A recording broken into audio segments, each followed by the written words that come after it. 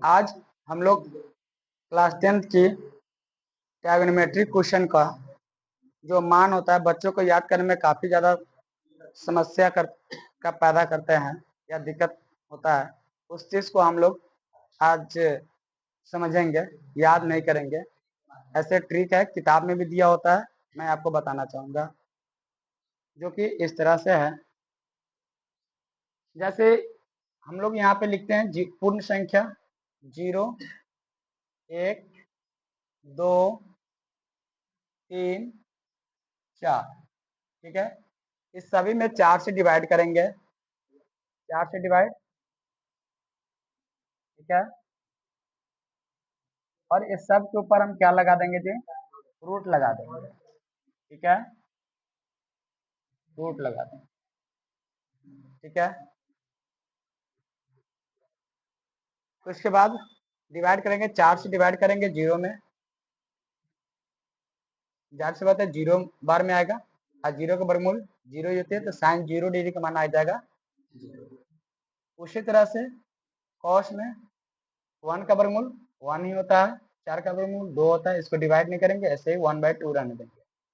उसी तरह से अब इसको मैं कैसे लिखता हूँ तो ध्यान से देखेंगे। √2 और 4 को हम कैसे लिख सकते हैं? √2 इंटू √2। एक रूट से एक रूट खत्म हो गया, ऊपर क्या बचा? 1, ऊपर क्या बचा? 1, नीचे क्या बचा? √2। इसका मान हो जाएगा 1/√2, ठीक है। इसके बाद यहाँ पे √3, 3 का वर्गमूल नहीं होता है, 4 का वर्गमूल 2 होता है, √3/2।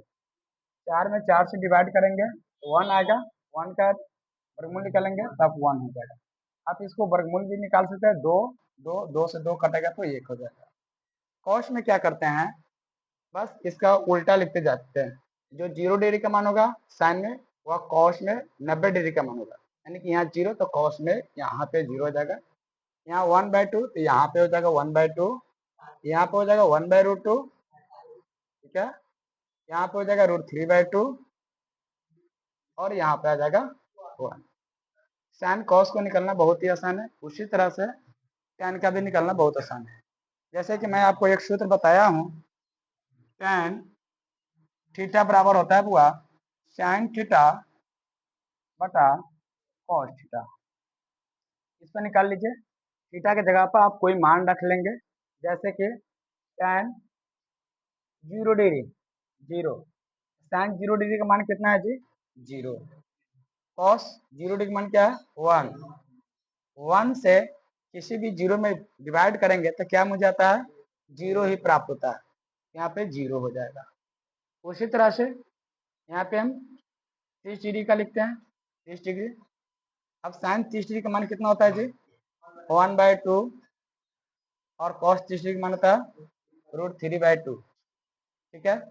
अब यहाँ देखिए 1 मंजिल, 2 मंजिल, 3 मंजिल, 4 मंजिल, 4 मंजिल है, ये सेकेंड फोर्थ के साथ खत्म हो जाएगा, क्या बचेगा? 1/√3, ठीक है। बाकी बच गया ये 45 डिग्री का, यहाँ पर 45 डिग्री को लिखेंगे और क्या हो गया?